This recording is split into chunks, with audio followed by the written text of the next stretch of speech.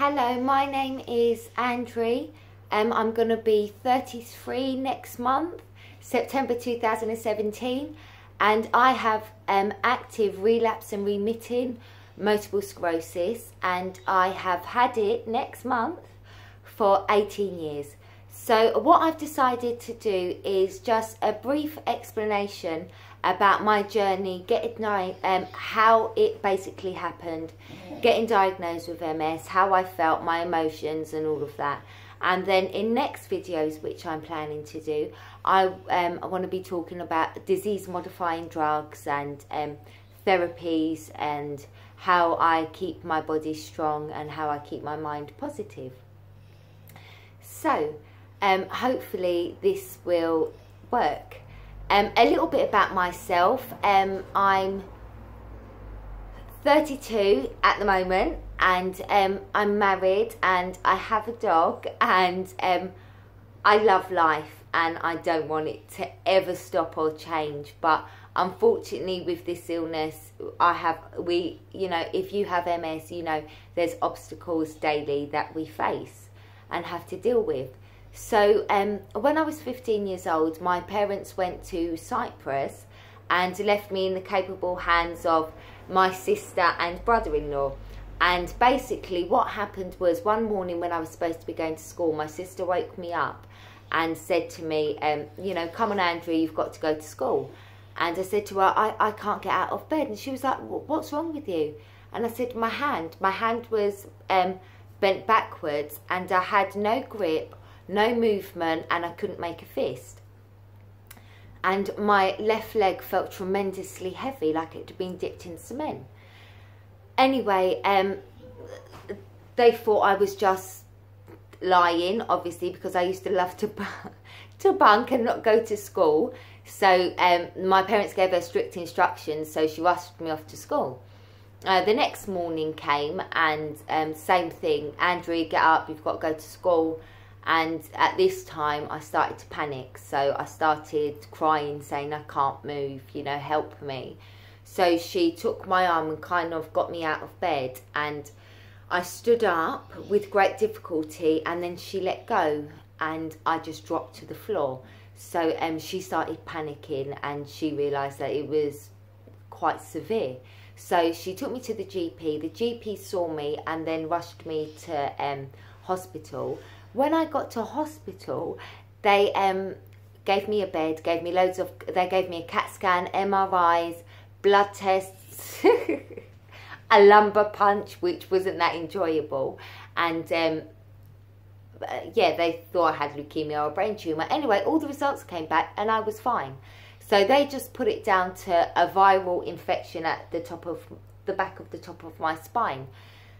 So they gave me a course of steroids, and within a week I was walking and they discharged me. No aftercare, no, no one saying to me, we think it may be MS, this may be your first relapse or anything like that. So I just went on my way. I returned back to school, and then after high school I got a job in the West End in Piccadilly Circus for a health company, which I absolutely loved, and I became a fanatic about health. Eating really well, going to the gym twice a day. And during one of my lunch breaks at the gym, I was on the treadmill running, and I fell off, and I thought, oh my God, I'm so embarrassed, it's packed full of people. So I quickly got back on and tried to style it out and was like jogging, and then I fell off again. So I felt a bit worried and concerned, so I left, went back to work and made a doctor's appointment. When I had my appointment with the GP, I explained and said, I think I need some physiotherapy from when I was paralysed on the left side of my body. And they referred me to a hospital to see a neurologist. So my mum came with me and we met the neurologist, and she asked me to walk up and down and checked all my reflexes, asked me to point to my eyes, nose, ears and mouth, and then invited me and my mum back into her office. So we walked in and sat down, and she just turned around and said, I'm really sorry, but you have multiple sclerosis. So me, being 17 years old, 2 weeks before my 18th birthday, I started laughing and thinking, multiple sclerosis, what the hell is that? I don't want that. And my mum's reaction was completely different. My mum was really distraught, crying, questioning, what is this illness? No one in our family's got it. We don't know anyone with it. Am I going to die? What's going to happen? So my mum was asking all these questions, and the neurologist was speaking about, you know, how to deal with it and blah, blah, blah. And me, all I could think of was, yes, I can get the next couple of days off work. So, stupid. And anyway, after we got in the car, we went home, told the family. They had exactly the same reaction as my mother did. You know, so everyone's crying and screaming. I come from a Greek and French family, so it was just so overwhelming and just too much. Anyway, I took myself upstairs and I rang work, and I thought to myself, yes, here we go, I'm going to get a couple of days off. So I rang work and I spoke to a lady called Mina, who was the accountant and a really good friend of mine. And I explained to her, you know, I've been to the doctor's surgery today. I won't be coming into work because I've been diagnosed with MS. Can I have the next couple of days off? And she went silent. And I thought, oh, what's going on? I could hear her crying. And then all of a sudden, a woman called Fiona, the accounts manager, got on the phone. And she was like, Andrew, what's going on? And I was like, I don't know. Why is Mina crying? She was like, I don't know. What have you said to her? So I said, I've said nothing. I've done nothing wrong. All I've said to her is I won't be coming into work today and the next couple of days because I've been diagnosed with MS. Oh my God, she started crying. So I thought to myself, oh my God, what is happening?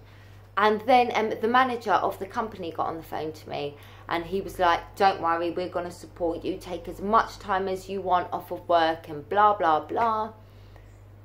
So I got off the phone and then I panicked and I thought, fuck, I didn't listen to a word the neurologist was saying. What have I got? So then I decided to do some research to find out some information about people dealing with MS and what it actually is. And bear in mind, when I got diagnosed with MS, the research and the information wasn't what it was now. Now it's very positive and it's, you know, the future's really bright for MS. When I got diagnosed, it was awful.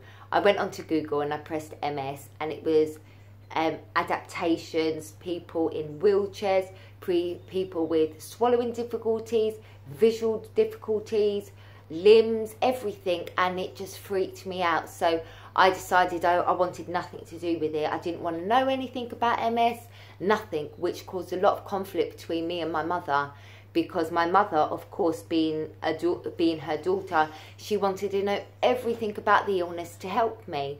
Whether me, I didn't want to know anything about it. I just wanted to carry on with my life. I couldn't even go to Marks and Spencer's because it was MS and it just freaked me out. So I kind of lived my life in denial that I don't have this, you know, illness, and it's not going to affect me. Nothing's going to happen to me. I'm still going to be Andrew, the loud, crazy person. And when I was 21 years old, I met my husband, Andrew, and oh, it was lovely. It was so nice. It was so fun, like going out doing things. I've always had a slight limp since I was 15. I've got drop foot.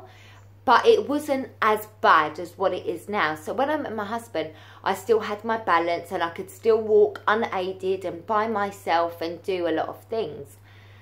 And so we really had a good time. And, you know, I sat him down and explained to him I had multiple sclerosis. And he was like, I don't care. It doesn't matter. Whatever. You know, so I was like, okay, brilliant. And when I was 22 years old, I got a really bad flu, which caused me to, and then, yeah, so I got a really bad flu, which caused me to have a really bad relapse. And I lost my balance, and the left side of my leg became even more weaker and heavier. And it felt like I'd just been dipped in cement permanently. And my drop foot got extremely bad. And now I can't, there's no movement in my foot, my left foot. And this leg, my naughty leg. And so I freaked out. I thought, oh my God, my life is over. Why didn't I, you know, take care of myself? Why didn't I, oh, I don't know, why didn't I do something to try and prevent this? I was always a strong person, saying to all my friends and everyone that I knew, yeah, I've got MS, but it's all right, it's not going to affect me. You wait and see, I'm going to be an old woman still running around, you know, nothing's going to happen to me. And so that was about 10, 11 years ago, and unfortunately, I've not recovered from that relapse. I've got no balance, and I can't walk by myself unaided. I've got drop foot, which is annoying, and my leg just is extremely difficult to lift and move. But still, I, you know, have to work out and be really focused. So what ended up happening, I'd done all my research with my husband. Then I became really bitter towards my mum and dad. I hated them. This is a really horrible thing to say, but I did. I hated my mum and dad. And I used to argue with them and shout at them and be quite cruel to them and be like, it's your fault. Why did you have another child? You already had one. Why couldn't that have been enough for you? You're selfish. Something that you've done in your life has caused me to have MS. When you were pregnant, mums, you must have done something. I blamed my mum and dad bad.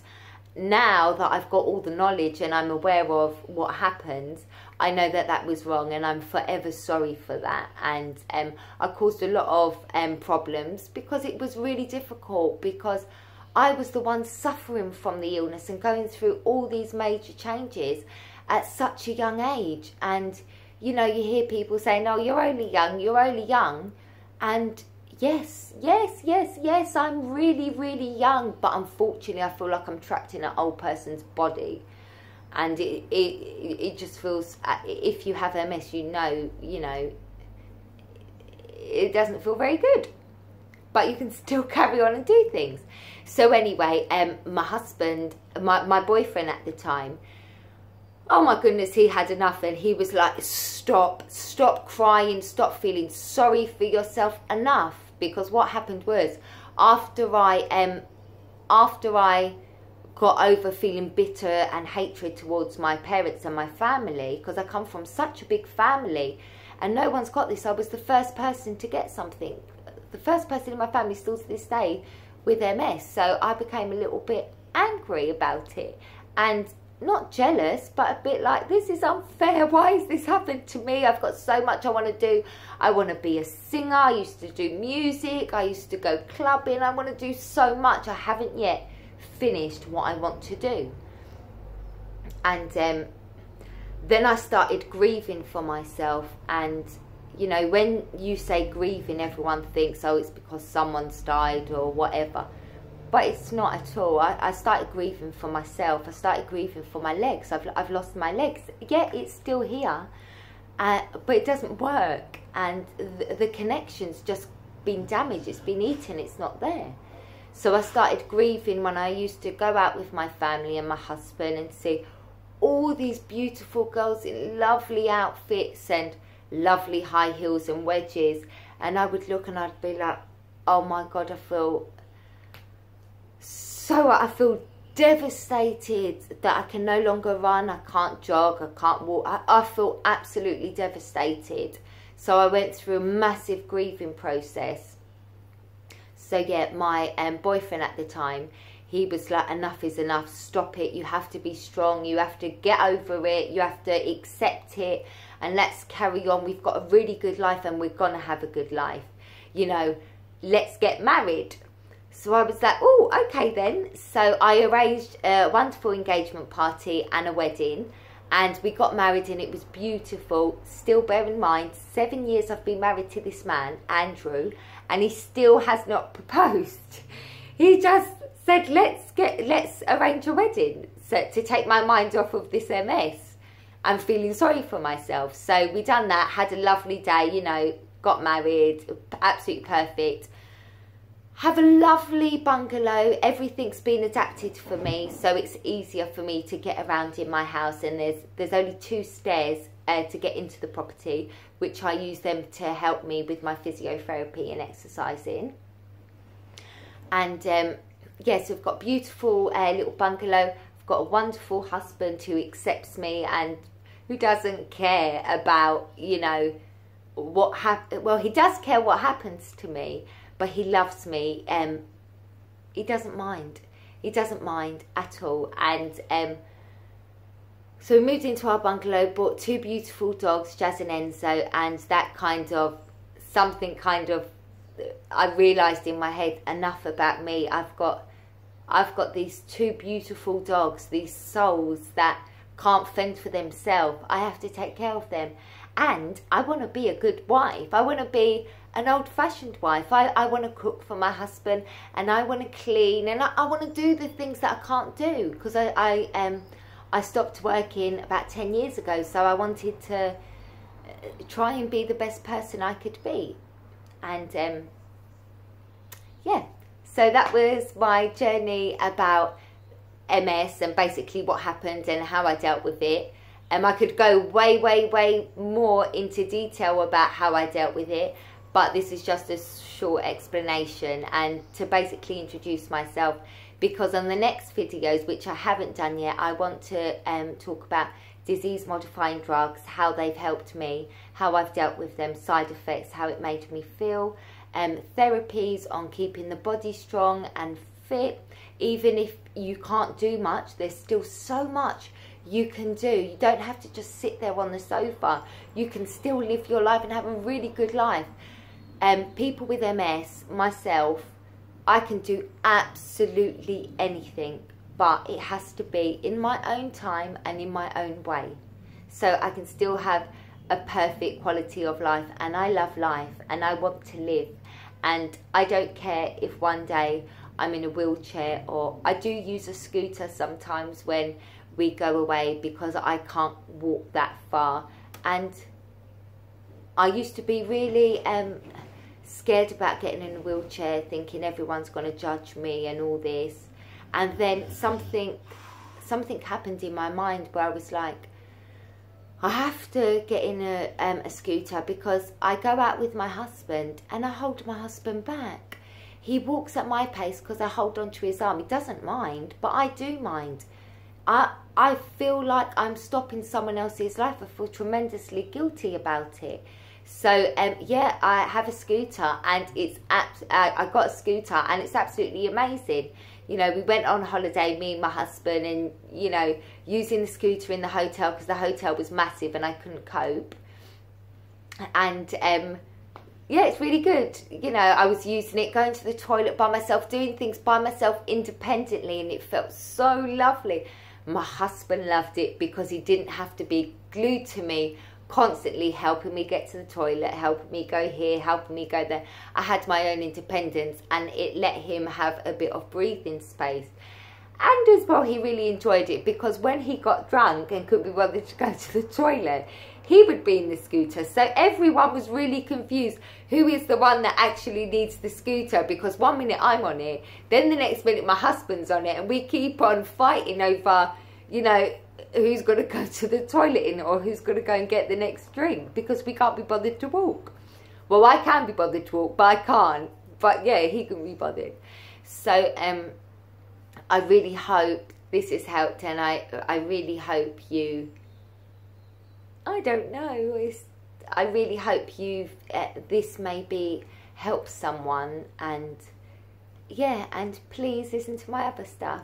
Thank you so much. Om Shanti. Thank you.